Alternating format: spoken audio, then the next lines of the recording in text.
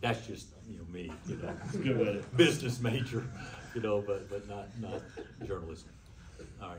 I'm just wondering if you've gone back at all and watched the tape and just seen, if you did this differently or this differently, it would have been a different outcome if you talked to your guys or going over all that? Yeah, we watched the tape a couple of times, and we watched tape with our team yesterday. We actually did play, fairly well. Offensively, we played about as well as you could ever expect to play.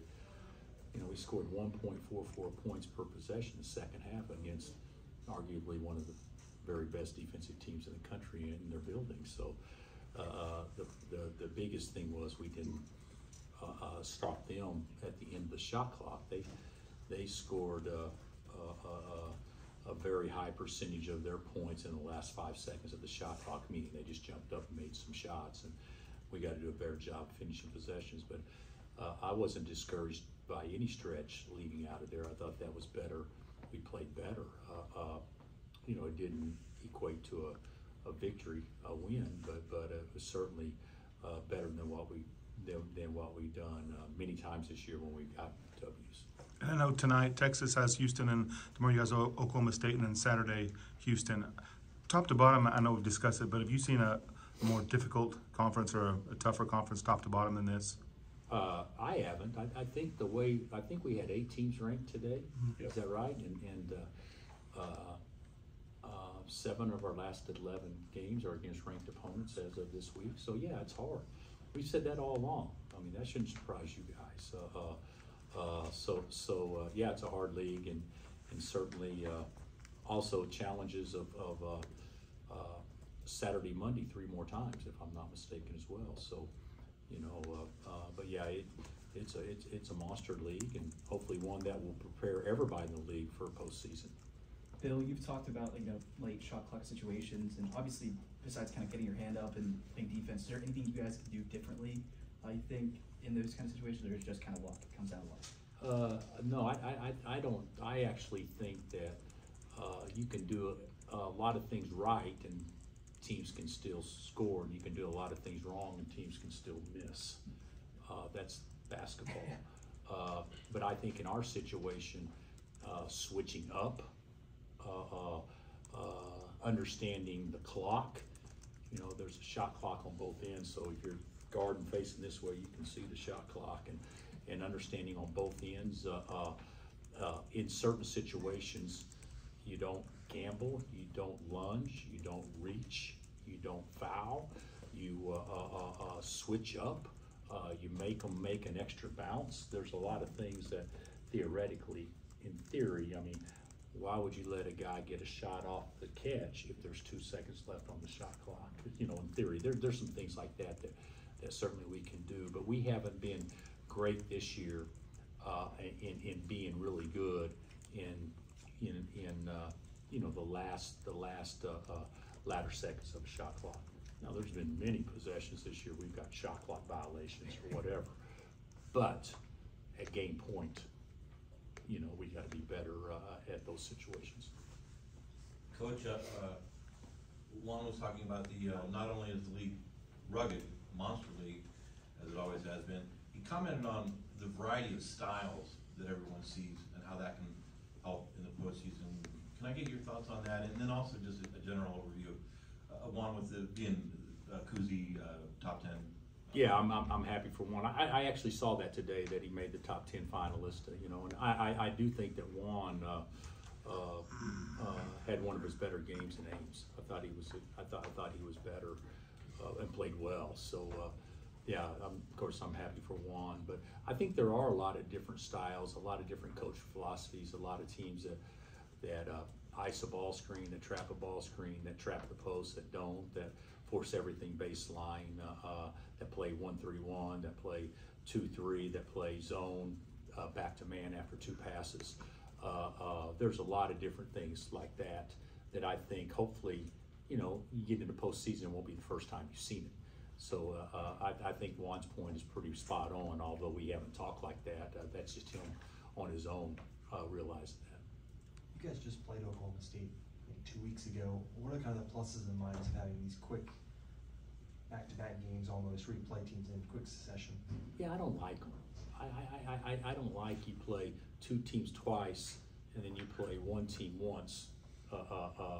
Like we played Texas March 3rd, and we, which is fine. I mean, I'm not saying that. I think Texas is our last game, March 3rd. We played them once, and teams that we played the 5 times, we may play them both twice by before February 1.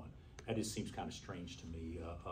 I wish the schedule wasn't like that, but I know that it's computerized, and it may always be that way. But I think it's a little quick on the turnaround. But there are some positives to it too for both teams. You only have to scout the 3 games in between, for both teams, as opposed to scouting the 7 games in between or whatever. So I guess you could look at that as a positive.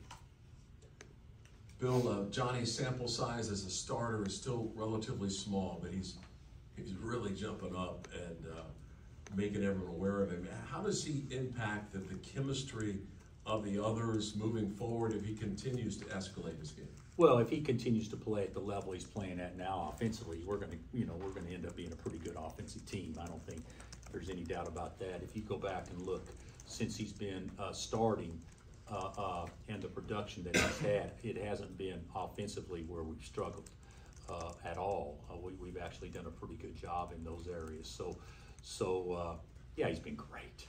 He's been great, and we can all get better defensively, and certainly he can too. But he wants to be coached, and he wants to learn.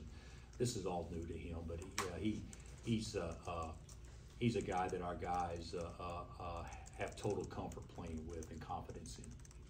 And just something quick about Oklahoma State personnel-wise, unlike a lot of teams that are like 23 years old, they do have some pretty good freshmen that'll be moving along. Oh yeah, they've got a couple for sure with Daly and obviously with Garrison. Those guys are good. I mean, they're great prospects. Their guards are good too, and they're experienced guards. So they're young up front, and then they're very experienced in the backcourt. What they're doing now a little bit different. They're playing smaller more often, which is putting 4 guards on the perimeter a lot, which makes them stretch the defense, make them hard to guard, shoot more threes, beat you off the bounce. So they're doing that more often than what they were just 2 weeks ago. Coach, in terms of maybe this season, are you adjusting things a little bit? Are you coaching them harder? Is there certain things that you maybe have to dabble into that maybe you didn't have to before, or change things up in terms of obviously what's not going on this season, but just how hard this conference is? Probably, I think that's a fair question. Probably coaching different based on depth and based on maybe individuals' personal talent. It's been enough here in the past that, this is who we are, this is how we guard, there's no difference in who's out there, this is what we do.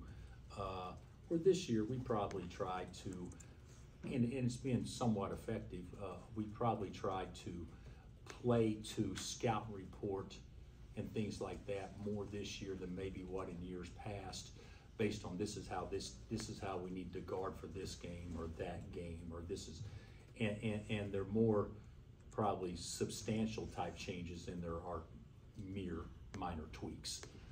So I would say that's one thing, and I don't really like that a lot. But I would say that's one thing that's different. I don't think to me, intensity, things like that, tougher on, I don't like that. I would think that we could probably be pretty consistent with that over time, but changing how we guard a ball screen based on personnel, or with this guy we switch, with this guy we don't. We probably are doing more of that stuff now than what we have in years past. The way the schedule is, Oklahoma State gets a chance to make up for what happened in Stillwater. You don't get a chance to play Iowa State again. Do you wish that you could play the original Big 8 schools twice? Well, I haven't ever thought about the original Big 8 schools. That takes me back to 40 years ago. But I do think, Gary, I think to your point, and I said this the other day, it feels less like a league race to me, knowing that some teams in your league you may not play until March and you only play them once, and some teams you play twice. And that's the way it is in every league in the country. Now, does that take away from the significance of anything? No, it does not at all.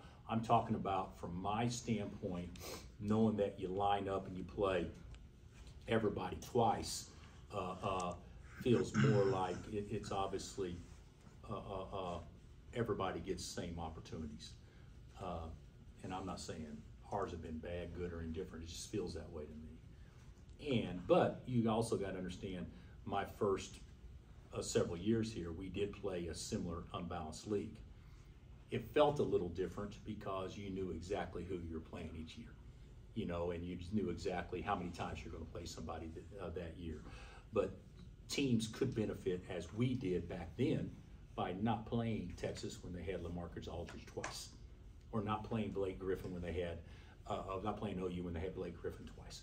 So teams can definitely benefit from that, but other people did play K-State when they had Michael Beasley twice.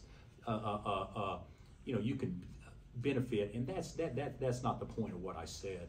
The point of what I said, as far as feeling the league race when you walk into a locker room and have the league race posted and everything, it just doesn't quite feel the same when there's this many teams that you're playing and different teams you're playing, and not everybody plays each other, obviously. You've talked plenty over the years about kind of the role of reserves, what you expect from them when they go in there, and you're not asking them to win the game, to hold the line, that kind of thing. With this group specifically, you got so many talented guys around them. They're going out there trying not to make mistakes or trying to play a role. Does that take away from them asserting themselves and making plays when maybe you need them to go make some plays? Or can it? I actually think that there was a time in the Iowa State game that we did hold the line, and we had some different guys in there in the first half and actually did okay. But it wasn't because individuals were going out and making plays. It was still mainly we held the line because when we did score, it was still the starter scoring the ball. Sure. So to your point, yeah, I guess it could.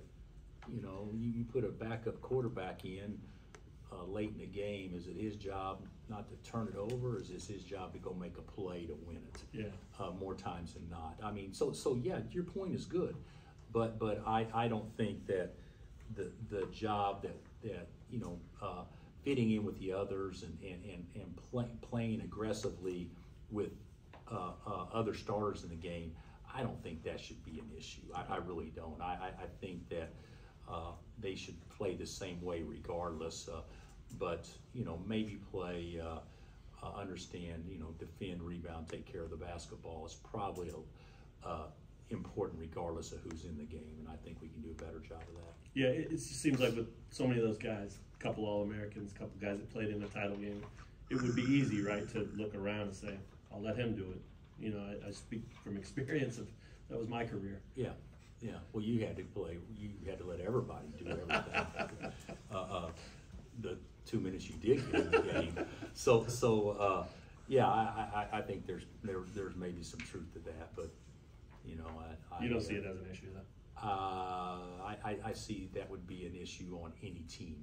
Okay. That if you have reserves and they're playing with 3 starters or 4 starters, they got to find a way to blend. Yeah.